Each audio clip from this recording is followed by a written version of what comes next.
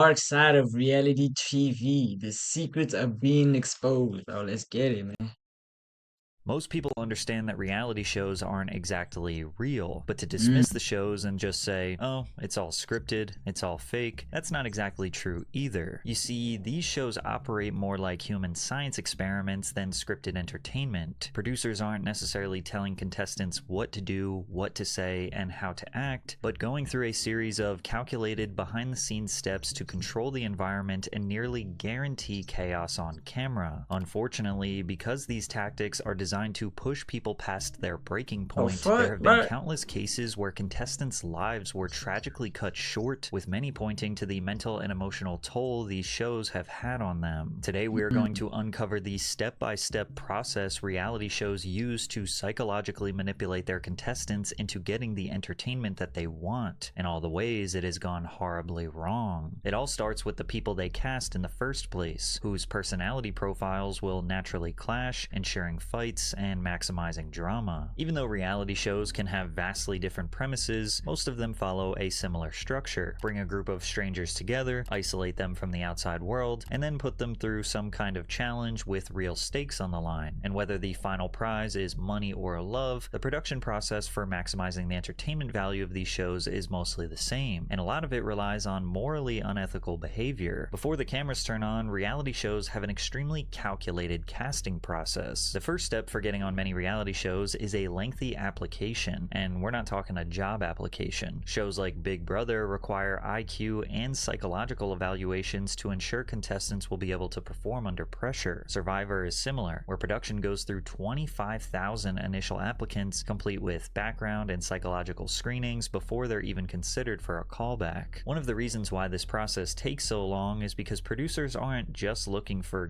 good contestants, they're looking for specific characters. Every person on the show has to fit a very specific role. You might have the hero, the villain, the underdog, the heartbreaker, the loudmouth, the wild card. It's like casting for a movie, except the script hasn't been written yet. And usually the most Mm. successful shows are when everyone plays their role perfectly. Like in Jersey Shore, Ronnie was the hothead who wanted to start fights. Jenny was the female hothead who wanted to start fights. Snooki was the lovable mess. Mike the Situation was the arrogant loudmouth. Vinny was the laid-back, lovable nice guy. Pauly D was the uplifting wingman. You knew exactly what you were going to get from each character, which made the show easier to produce, made the stories easier to write, and fans could easily understand and develop parasocial relationships with the cast. However, during the casting process, what producers are truly looking for are people that exhibit characteristics known as the dark triad. The term dark triad refers to a trio of negative personality traits: narcissism, Machiavellianism, and psychopathy. Put more simply, Giant. So to be honest, I would actually go.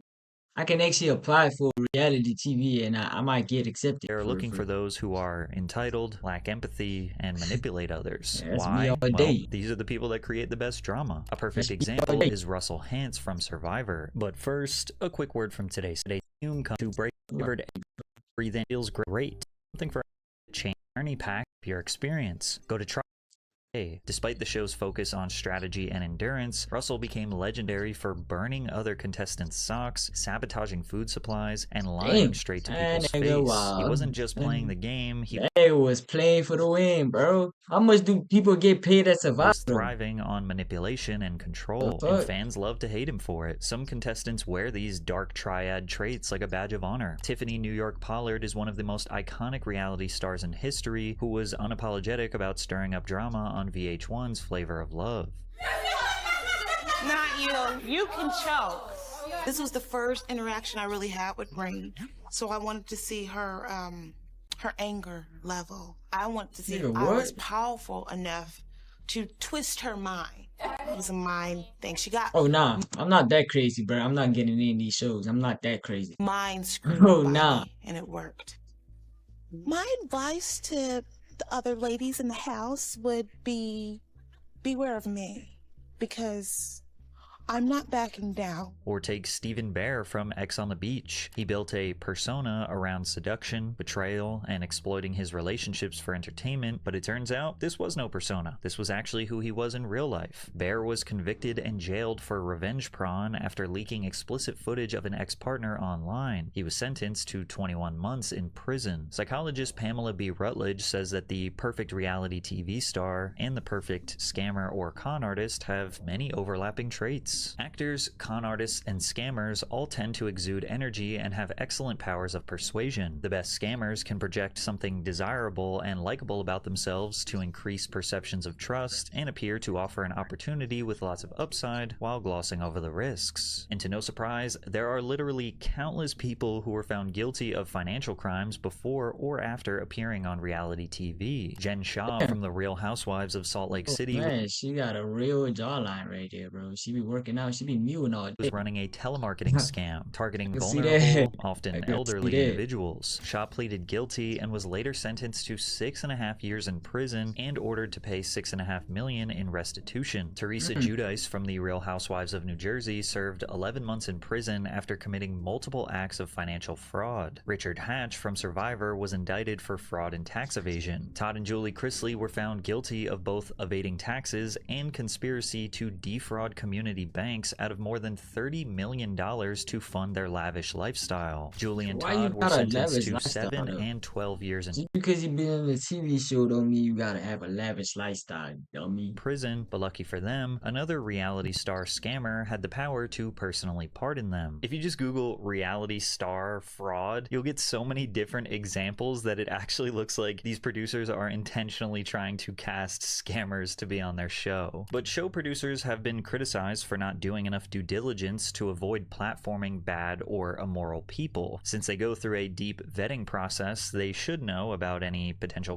controversies. Bachelor contestants met with a private investigator who is, quote, trained to dig up any skeletons in the closet, partly to use for their storyline, but also to get ahead of any tabloid stories that could come to the surface if they were on the show. Had they ever been arrested? Had they ever sent nude photos to anyone? Had they ever made an X tape? Had they gotten a DUI? Recently, Love Island cast member Sierra Ortega was removed from season 7 after posts from years ago resurfaced showing her using a racial slur that was historically used to attack Asian people. Outrage erupted online, she was labeled a racist, and fans demanded that she be removed from the show. She announced that she left the show due to a personal situation and then issued an apology online. I had no ill intention when I was using it, but that's absolutely no excuse because intent doesn't excuse ignorance. It just doesn't. Sierra also noted in her apology that angry fans called ICE on her family, and she posted a slew of extremely hateful messages and threats she was receiving. To give you an idea of the magnitude of Love Island and this controversy, Sierra's apology video has over 20 million man. Come on, man. Give me some of that clout, man. views. Now, some people were confused why this was being treated as a new news story, considering she had publicly addressed and apologized for the use of this slur before she was ever on Love Island, and that raised some conspiracies. Some suggest that producers knew about this controversy before the masses did and actively ignored it. Because if you think about it, Love Island only benefits from Sierra's backlash, as her name is directly tied to the Netflix series. I think it's safe to assume that when it comes to a reality TV show, all publicity is good publicity, right? Bro. When Love is Blind faced similar backlash for allegedly platforming bad people, creator Chris Colin defended their vetting process. We have background checks and psychological evaluations. Everyone in the world has a story, and we Well, yo, let's be honest, bro. A show won't be good without no drama, bro. What kind of show has no drama? Name one show that you watched that has no drama, bro. aren't the police. These shows can't- don't take accountability can't for do the that. actions of their contestants because, well, realistically, they aren't to blame, but also because they aren't exactly looking for the most morally righteous individuals in the first place. True. Producers want a perfect mix of unpredictable, toxic, and genuine personalities, which when thrown in a room together for long enough are guaranteed to cause chaos and produce dramatic television. Then again, producers' psychological manipulation tactics tactics can even have genuine people behave differently than they normally would. Sarah Hartshorn, who was cast on America's Next Top Model in 2007, described producers exuding a subtle tactic. Thousands Okay. upon thousands sent in audition tapes from all over the country, every single state. We had casting scouts all over looking for candidates, and you guys are the ones who made it. You're here, and it's not just your looks. You all know that being a top model is more than that. It's who you are, and one of you is America's Next Top Model. This is a once-in-a-lifetime opportunity. By framing the contestants as chosen and exceptional, producers create a heightened sense of purpose and pressure. It deepens the emotional investment of the cast, making them more willing to endure extreme conditions or humiliation for the sake of not wasting their once-in-a-lifetime shot. It also shifts the power dynamic in favor of the producers. Contestants are no longer just people, they're characters in the producer's story that they feel obligated to live up to. And before ever stepping onto the set, contestants are almost always required to sign strict contracts, often including detailed non-disclosure agreements. Now, it's easy to understand why NDAs are somewhat necessary to prevent the show's ending from being spoiled by bitter contestants, as the episodes were filmed months in advance, but fans have to wait week after week to find out what happens. What they don't realize is sometimes these Oh contracts wait, come what the fuck? I didn't know that. I thought they recorded. Why the fuck? Yeah, I'm stupid. I ain't gonna lie. I thought they actually recorded the shit at the same time. Like, let's say today they record season 1, episode 1. I thought they go tomorrow is season 2, episode 2. What time they record that with motherfucker? threats. Sarah Hartstone recalls America's Next Top Model producers threatening to sue contestants for $5 million if they leaked any information about the show. The contestants were shook. They thought, we don't have $5 million. The producers replied, we know you don't. We know all about all of your financial information. None of you have So we $5 gonna sue you million. None of your for fake families have $5 dollars, million man. either. But the NDAs can go even further. They can prohibit contestants from publicly discussing production conditions, mental health struggles during filming, and any manipulative tactics producers use behind the scenes. Take this viral Reddit post from a former reality show contestant, for example. The producers made me go through hell for 4 months. I lost my house, my car, my business, my boyfriend. I was very naive, and they exploited me to the point of a mental breakdown. They used contracts to hold me hostage in a sense, gaslit me every day. I can't even bring myself to discuss what they did, as it's so upsetting to think of, as they used me and I feel so stupid. I'm now living with my parents at 40, too afraid to date or work again, and have overwhelming 40 years old, a grown ass woman. Okay, man, ain't nothing wrong with that, but it's kind of crazy. shame. Now sure, this could just be a random person on the internet making this whole thing up, but this anonymous recount sounds exactly like the countless personal stories I will share throughout this video. So now that producers have acquired a perfect cast of clashing personalities, instilled all of them with a slight god complex, and prevented them from revealing any information about their experience, the next thing to do is manipulate their surroundings, restricting their diet, and implementing borderline torturous tactics to manufacture chaos. And it all starts with 24/7 surveillance. As soon as you wake up in the morning, your mic is put on. When you go to bed, it's taken off. On The Bachelor, contestants sign contracts in which they must agree to be filmed up to 24 hours a day, 7 days a week. But this may also be by means of hidden cameras and microphones, according to the contract, meaning they're likely going to be caught at some point in a less than positive light. They should have no expectation of privacy. This may seem like an obvious necessity for reality TV to function. After all, the only way they can capture reality is by making sure literally everything is being filmed and recorded. Right? Sometimes you see a contestant rip off their microphone and storm off to essentially protest being recorded, but the cameras just follow them anyways, and the audience is excited for more drama. It's a harsh reminder that they literally can never escape. On The Bachelor, constant filming is actually sold as a good part of the experience. Contestants open up about things like anxiety, grief, or past trauma, all while the cameras are rolling 24/7, turning their real pain into a part of the show. The audience is made to believe that all this surveillance is necessary to show someone's journey, because towards the end of the show, there is literally a highlight reel of all of their pain being broadcast to millions of people. And the craziest part is, the contestants have no control of how that pain is edited, manufactured, and presented to the world. Surveillance is done by the producers to maintain complete control over their participants. participants. And this anonymous Love Island contestant described the extreme lengths producers would go to. When you're there, you don't realise how much you are controlled by them. If you talk too much about life outside of the island, the voice of God, which is like a big speaker, will tell you to shut up. So it's like, this doesn't make good telly. Most of your day is just filled with gossiping about situations inside the villa, because that's all you're allowed to talk about. Another former Love Island contestant described what producers will do to provoke a situation. They set up the environment to test you because they know exactly what you don't like, they know exactly what you're scared of, they know what you're attracted to, what you're not attracted to, they know your triggers, so it's very easy for them to manipulate your environment and situations to get the best reaction out of you. And especially when the storyline is not going the way that they want, they know exactly how to fix that because they know you very well. You're just a little rat in their experiment, and they're trying to see what they can change and what they can do to see how you're going to react and how far they can push you. Now, beyond surveillance, one of the foundational elements of a successful reality show is keeping the contestants in pure isolation. In Big Brother, contestants are confined to a house with no access to phones, internet, television, or contact with family and friends. This isolation forces them to rely on their relationships within the house, making every alliance, betrayal, and argument feel more intense. Former Bachelor contestant Leslie Hughes said, "We have nothing. We are completely cut off from the world. We have to talk to each other. We have nothing else to do." Similarly, Love Island isolates contestants in a luxurious villa where they have no communication with the outside world. There are no distractions, and they essentially create this artificial bubble where everything on set becomes the only thing that matters to them. We didn't have any autonomy at all. Not only did they take our phones, they took our wallets, they took our IDs, they took our passports, all in the Bro, what the fuck they gonna do with like wallets and IDs and shit? What y'all do with that, bro? Can't I at least get my own picture of my wife or some shit, bro? same instance without telling us ahead of time Hey, this was damn. going to happen. And we were filming 18 to 20 hours a day.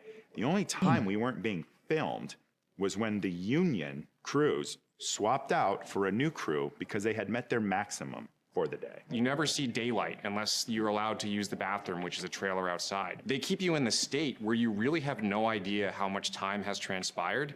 It's Oh, one of those shit. things where, looking back on it, I if missed the someone Beast told me video. it was a month, I might have believed them. So what else can they do to cure their boredom? Well, have you ever noticed just how much alcohol is being consumed on reality TV shows? It feels like most of the explosive moments or juicy drama erupts after a night of heavy drinking. Nick Bateman from Big Brother said, "Alcohol was given to us when we were feeling down or depressed or nothing was going on, because obviously alcohol is the Molotov cocktail producers use to liven things up." Bateman says drinks were coveted by contestants because it would quell the boredom of being captive in the house. Bronwyn Wyndham Burke from The Real Housewives of Orange County says that producers took it a step further. Whenever you're filming, they have alcohol there. They ask you before you go on a trip, what kind do you like? They get to know what your favorites are. And while producers don't force you to drink, alcoholic beverages were readily available, and that sometimes during scenes, cast members were discouraged from eating. Jeremy Hartwell, who was a Love is Blind contestant, sued the company alleging that he could not access food and water, but alcohol was available and even encouraged on an empty stomach.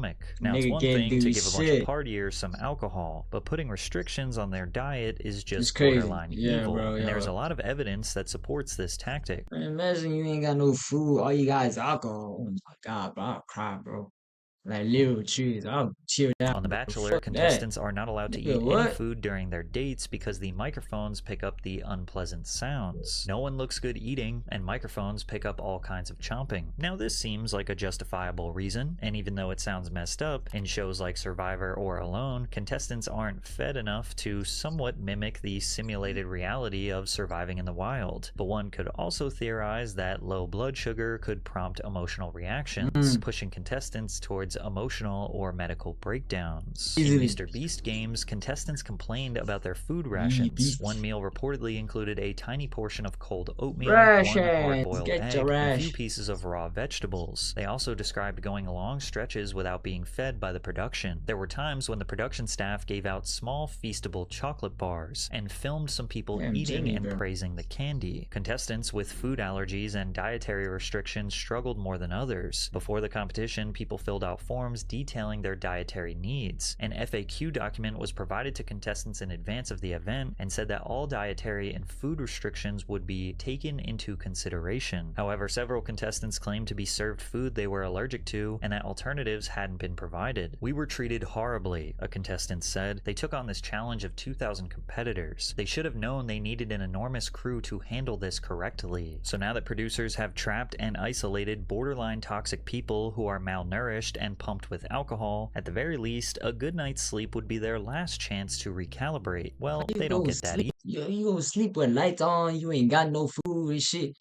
Man, I can't sleep within that type of Because environment, bro. sleep deprivation is one of the most messed up but crucial parts of the reality show can't do entertainment that. formula. With Villa Light, there's no clocks. What they was doing was like keeping you up really late, waking you up early, so then you're gonna react more because you like basically got sleep deprivation. Grumpy shit. Most competition reality shows follow a similar daily routine. Wake up early in the morning, typically around 7 a.m., then they go do their competitions or tasks for the day. Then in the evenings, they talk strategy or socialize with another while getting drunk. Now you have to keep in mind that producers' top priority is to get 45 minutes of watchable television each day. They can count on roughly half of the airtime coming from the actual competitions or tasks, but the other half needs to be the all-too-sweet drama that everyone craves. And if the day is coming to an end and they don't think they have enough, they will keep the contestants awake. For 3 years, Sarah Shapiro worked as a producer on the reality show The Bachelor. Her task, as she recalls it, was to get the contestants to open up and to give them terrible advice and to deprive them of sleep. She sees it now as complicated manipulation through friendship. In Jeremy Hartwell's lawsuit against Love is Blind, he said that they implemented what was called night dating. "We didn't have clocks or anything, so it's hard to know exactly when it happened, but typically the night dates would last until about 2 a.m. He estimates that between getting back to his hotel room at 3 a.m. and being expected in the lobby at 7:15 a.m., he got 2 to 3 hours of sleep a night. On the challenge, cast members have reported being kept up until 3 or 4 a.m. and then forced into physically demanding tasks just a few hours later. On Love Island, lights in the villa stay on until producers decide it's time for bed, and contestants are often woken up abruptly for surprise challenges. The lights are on the entire time during Big Brother taping, even when the contestants are asleep. Interestingly enough, this is the same tactic that is used by the toughest maximum Los security Santos. prison in El Salvador. Privacy and sleeping with the lights off is considered a privilege. The modules are kept lit all day and night for monitoring. When the sun goes down, the lights stay on all the time. They are constantly being observed. I think this is one of the hardest things. When they try to sleep,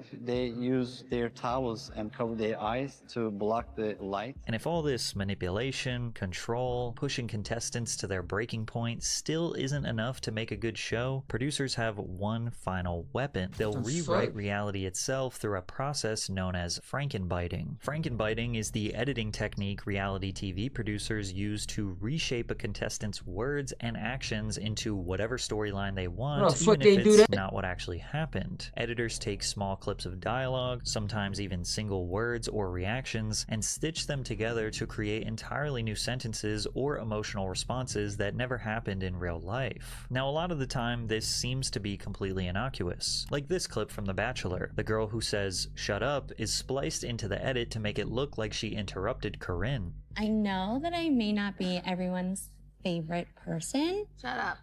And I feel like there's like things going on behind my back or comments or whispers. And in that moment in real life, when Corinne was talking, Jamie did not interrupt her and say shut up. That was taken from an entirely different moment out of context. And then the women who are shown laughing after Jamie says shut up was also clearly taken out of context. This happens so often in reality TV, and it's extremely clunky to watch. It often makes me wonder how people get so invested when you can see that things are manipulated even for the smallest reasons. However, sometimes situations are chopped up so much and narratives are so distorted that it's shameful producers got away with it. On season 1 of Joe Millionaire in 2003, Sarah Kozer was being portrayed as the bad girl. Producers set up a scene where Sarah and Evan go for a walk into the dark yard where the cameras cannot capture them. They took audio from Sarah getting a back massage from another female castmate hours before and then put it over a vague panning shot of the backyard and made it seem like she was giving Evan top in the woods. They made it look like she gave him head in the woods. But even when Sarah tried to go to the press after the show That's was tough. over and convince everyone that the whole scene was taken out of context, people around the world were not convinced. Let me take a couple of calls. All right, let's go to Randy. Randy, go ahead. Hey, Howard, how are you? Yeah. Sarah, let me tell you something. You're making up this whole story about you were set up. You were in love with that guy. You were all over him. You went into the woods. We all heard the slurpy noise. Right, you know what? I hate to break it to you. I just want you to entertain the possibility that perchance not everything you see on television is exactly You didn't give him oral? Well, let me tell you something. Hello?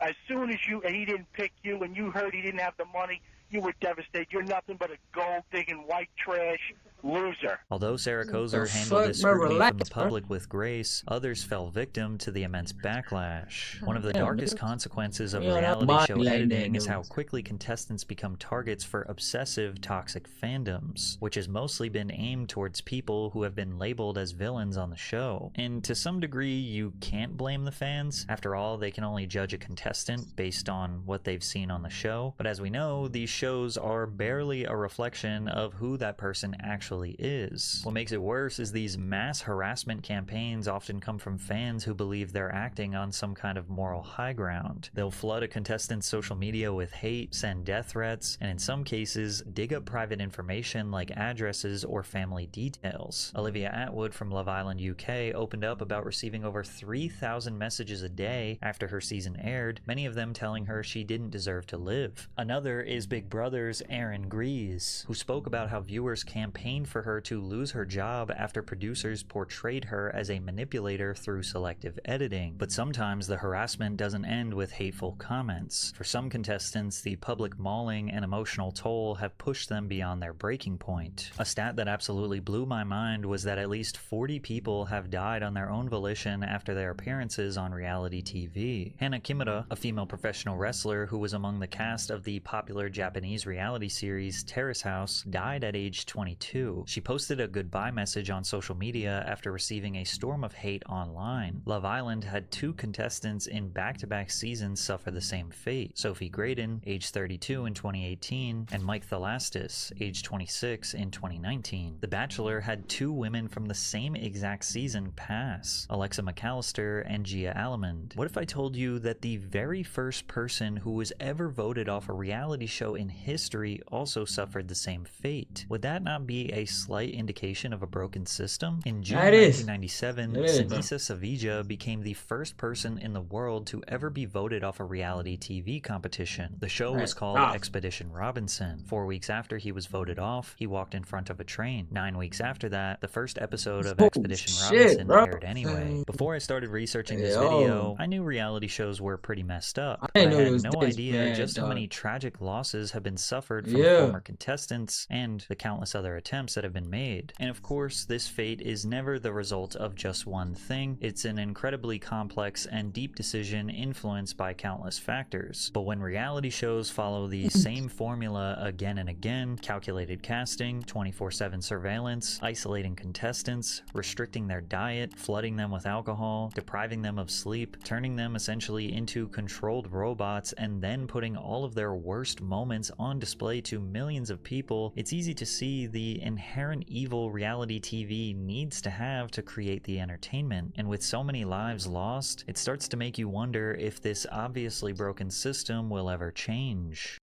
Yo, bro, this shit is crazy, but it's not as crazy as the death of mainstream, bro. If y'all want to check that video out, man, tap on the stream, bro. And I'll see you on that motherfucker.